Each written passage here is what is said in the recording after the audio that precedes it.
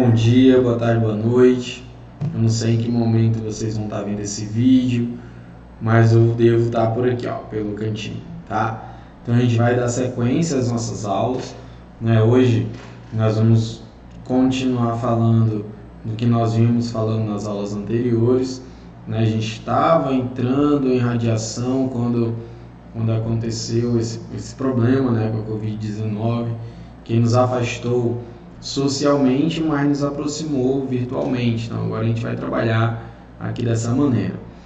Bom, pessoal, essa é uma aula direcionada para vocês do primeiro ano, né? Ela está lá na apostila de vocês, ela inicia na página 50, então quem quiser acompanhar no seu material em casa, ela inicia na página 50 e a gente vai dar sequência a essa primeira aula, tá?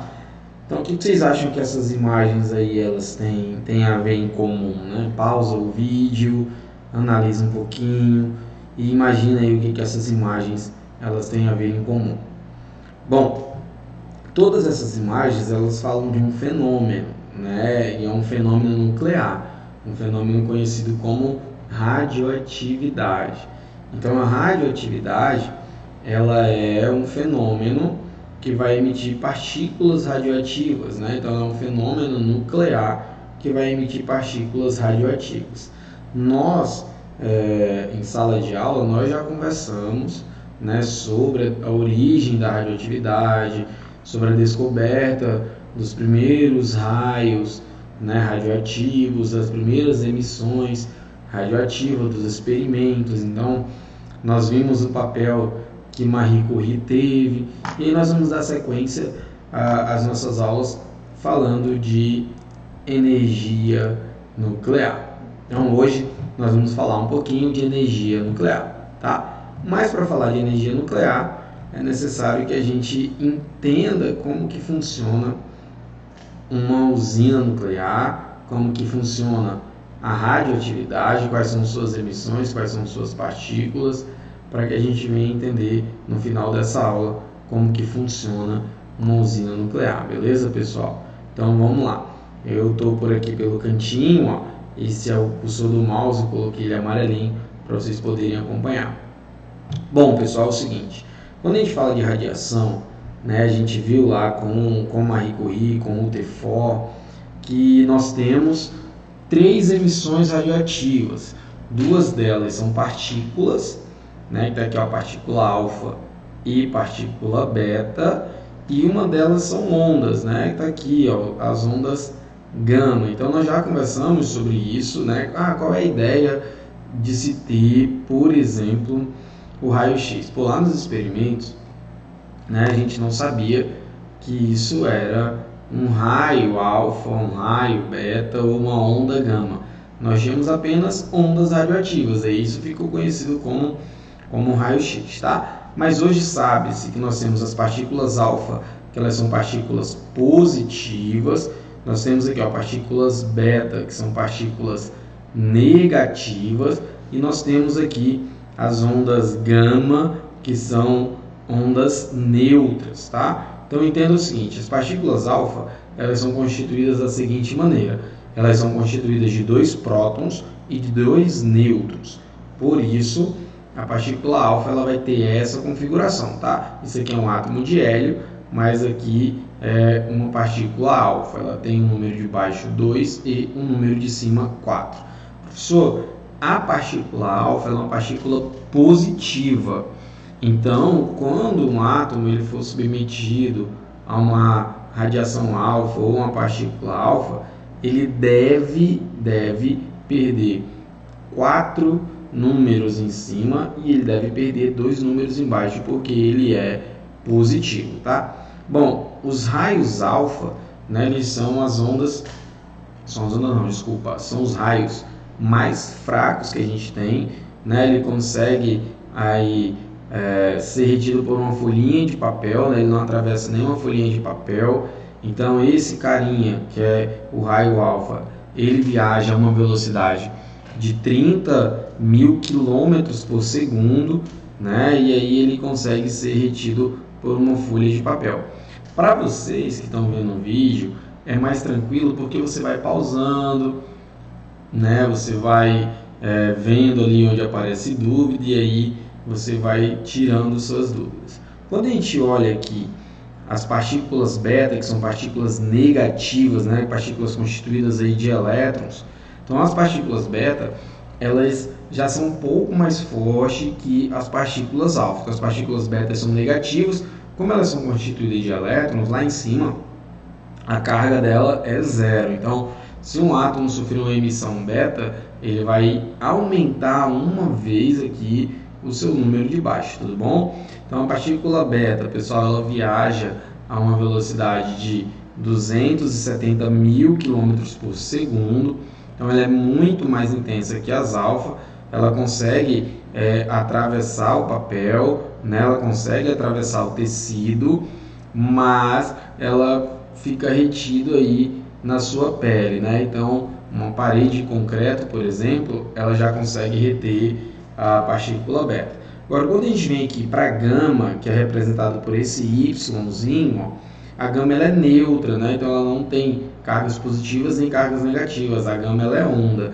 Pessoal, pelo fato de partículas gama serem ondas, elas são as partículas mais intensas que a gente tem, né? Então, as ondas gama, elas viajam em uma velocidade de 300 mil km por segundo, elas viajam na velocidade da luz e elas têm um poder de penetração muito forte.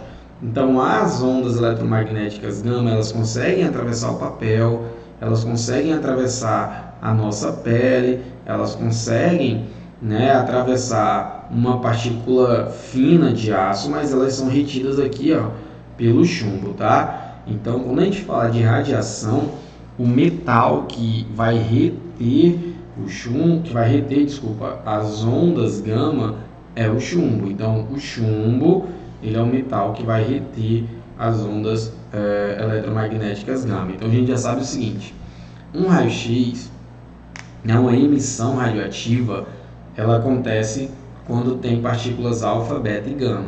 Então, partículas alfa são partículas positivas, partículas beta são partículas negativas e partículas gama são partículas neutras. Lembrando que alfa e beta são raios e gama são ondas, tá? Então, alfa tem uma velocidade de propagação em torno de 30 mil km por segundo, beta tem uma velocidade de propagação em torno de 270 mil km por segundo e gama tem uma velocidade de propagação aí em torno de 300 mil km por segundo, tá? Então isso é importante pra caramba para a gente entender o funcionamento de uma emissão radioativa, beleza?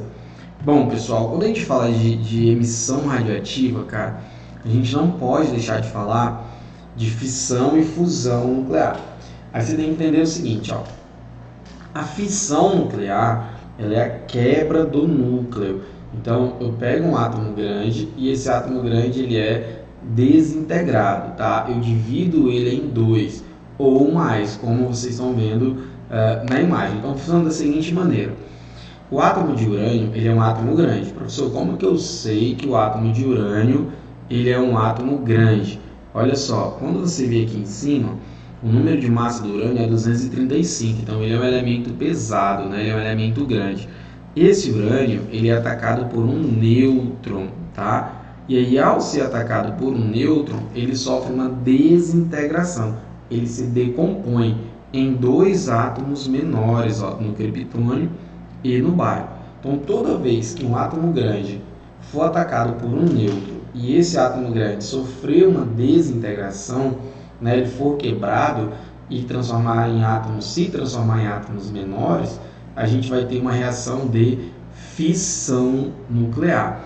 Essa reação de fissão nuclear, pessoal, ela se torna uma reação em cadeia quando esses átomos que eram grandes foram quebrados, se transformaram em dois átomos menores, e aí esses novos nêutrons atacam esses outros átomos e se desintegram em átomos menores, e aí a gente tem uma reação em cadeia, tá? Então, lembra do seguinte, fissão é quebra, então toda vez que você tem a quebra do núcleo, você tem uma reação de fissão nuclear, que é por exemplo, as reações que acontecem na usina nuclear e as reações que acontecem nas bombas atômicas, bombas nucleares. Então, a bomba lá de Hiroshima e de Nagasaki, por exemplo, elas foram bombas de fissão nuclear, que é a desintegração do átomo. Lá no princípio de Lavoisier, lá atrás, que vocês viram no 9º ano, né? Lá no Lavoisier diz o seguinte: na natureza nada se perde, nada se cria, tudo se transforma. Quando a gente olha para uma reação de fissão nuclear, a gente percebe o seguinte: essa reação de fissão nuclear, ela é uma desintegração. Obrigatoriamente esse átomo que foi desintegrado, ele vai perder massa. Beleza, ele vai perder massa. É tanto que se a gente somar aqui em cima, ó, 91 com 142, isso não vai ser 235, né? Isso vai ser 233, tudo bem? Então, esse átomo aqui, ele vai perder massa, porém essa massa, ela é convertida em energia, olha aqui, ó, tá? Então, essa massa, ela é convertida em energia. Então, não esquece, fissão nuclear é a quebra do núcleo, tudo bem? Bom, já a fusão nuclear, isso é fácil você lembrar. Provavelmente eu estou aqui, né? Estou em cima aqui do trítio, eu acho, ó. Mas vamos lá. A fusão nuclear é quando eu pego átomos menores e junto esses átomos menores, né? Eu condenso esses átomos menores. O que eu fazia na fissão? Na fissão eu separava esses caras. Fissão, ó, eu pegava o átomo e quebrava esse átomo. Na fusão, a gente vai pegar esses átomos que são menores e vamos juntar esses átomos, vamos colidir esses átomos.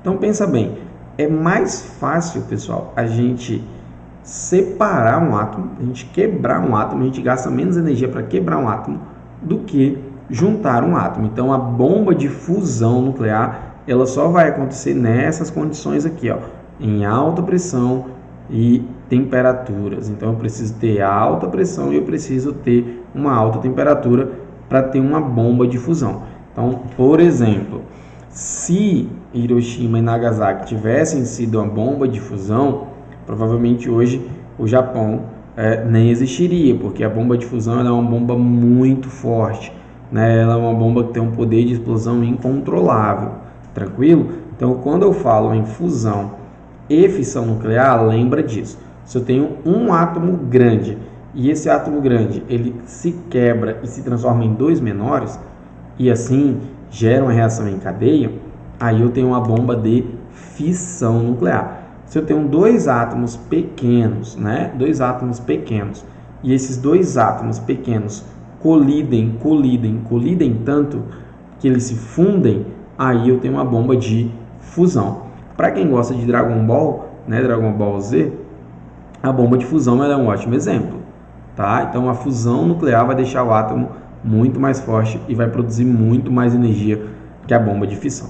Então, se a questão perguntar para você, quem produz mais energia em uma reação nuclear, fissão ou fusão? Sem medo de errar, cara, fusão. Fusão nuclear sempre vai produzir mais energia do que fissão nuclear, beleza? Então, fissão e fusão, dúvidas, entendido. Bom, pessoal, é o seguinte, se durante as aulas, né, vocês gerarem dúvidas e a única maneira que a gente tem para estar se comunicando hoje é o Classroom, né? Então a gente tem um Classroom, um Classroom clássico lá no Google para o primeiro ano, tem um WhatsApp, então eu tô aqui, ó, de prontidão para responder vocês. Então provavelmente aqui em cima tem uma bomba, né? Tem uma bomba nuclear aqui explodindo, acho que vocês não estão vendo porque meu rosto está ali em cima. Mas vamos lá, então questãozinha de Enem que vai dizer o seguinte, ó. A bomba reduz nêutrons e neutrinos e abana-se com o leque da reação em cadeia. Então isso é um trecho, né, de uma poesia, então, de Carlos Drummond de Andrade. Então a questão vai dizer o seguinte: nesse fragmento de poema, o autor refere-se à bomba atômica de urânio, essa reação dita em cadeia por quê? Então falei agora há pouco que bomba atômica, né, bomba nuclear, a questão vai estar falando de bombas de fissão, tá? Olha só, reação em cadeia. Então ela vai estar falando de bomba de fissão. Então eu já posso eliminar aqui, ó, letra D, que está dizendo que a bomba ela é de fusão, e a letra E, que também está dizendo que a bomba ela é de fusão. Então, na letra A, fissão do urânio 235, ocorre liberação de grande quantidade de calor que dá continuidade à reação. Bom, realmente, a fissão do urânio ocorre uma liberação de grande quantidade de calor, verdade. Mas não é a fissão do urânio, não é o calor que vai dar continuidade à reação, tá? A gente vai ver isso mais na frente. Então, a letra B. Fissão do urânio 235, ocorre liberação de energia que vai desintegrando o isótopo do urânio 238, enriquecendo em mais 235. Bom, vamos ver a letra C. Fissão do urânio 235, ocorre liberação de nêutrons que bombardearão outros núcleos. Letra B. Fissão do urânio 235, que ocorre liberação de energia que vai desintegrando o isótopo 238, enriquecendo em mais urânio 235. Bom, pessoal, ó, quando a gente fala que a fissão do urânio ela vai desintegrar o isótopo 238, enriquecendo mais 235, isso é contrário, isso está errado, tá? Isso não acontece. Se eu pego o urânio, que é 235, eu tenho que converter esse urânio em átomos menores, beleza? Então, o nosso gabarito é a letra C. A fissão do urânio ocorre uma liberação de nêutrons que bombardearão outros núcleos. Lembra lá, quando a gente falava de uma reação em cadeia, o que é uma reação em cadeia? Então, olha só, a fissão nuclear acontece dessa maneira aqui, ó. Então, um nêutron ataca um átomo grande, esse átomo grande se desintegra e transforma átomos menores, tá? Então, quem produz a reação em cadeia não é o calor produzido, tá? Então, o calor produzido ele é convertido em energia, mas quem promove uma reação em cadeia é o nêutron, que é liberado e ataca novamente o átomo, desintegrando esse átomo em átomos menores e assim produzindo uma reação em cadeia, beleza? Então, vamos lá, questãozinha bem tranquila. Bom, pessoal, como que funciona uma usina nuclear? Vou mostrar um videozinho para vocês bem rapidinho, de 2 minutos, tá? Então, a gente vai ver o funcionamento de uma usina nuclear no videozinho, uma animação, vocês vão gostar pra caramba, é bem rapidinho. Então, vamos lá, vamos ver, daqui a pouco eu volto comentando mais com vocês a respeito desse vídeo, beleza? Vamos lá.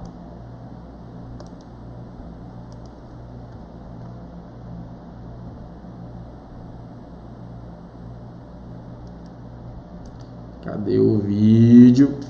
Pera aí, gente. Peraí.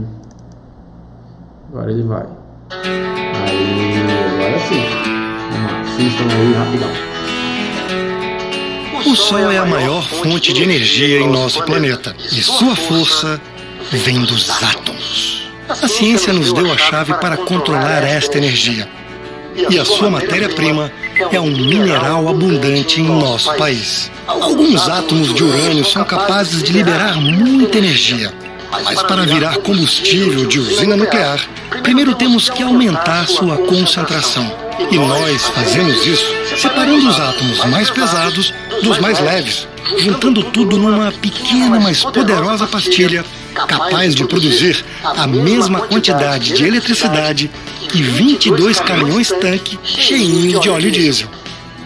Em Angra dos Reis, as pastilhas vão para o coração da usina, dentro de estruturas metálicas. A produção de eletricidade começa quando um nêutron se choca e quebra o núcleo de um átomo. Essa reação produz muito calor e libera mais nêutrons que vão atingir outros átomos numa grande reação em cadeia. Esse calor esquenta a água que passa pelo reator, e o reator funciona como uma grande panela de pressão. Essa água super quente aquece uma outra água, transformando-a no vapor, que move as turbinas, que por sua vez fazem funcionar um grande gerador elétrico. É assim que uma usina nuclear funciona. A fissão dos átomos produz calor que se transforma em vapor e movimento. É assim que surge a eletricidade que faz funcionar as coisas na sua casa, na sua cidade e em todo o planeta.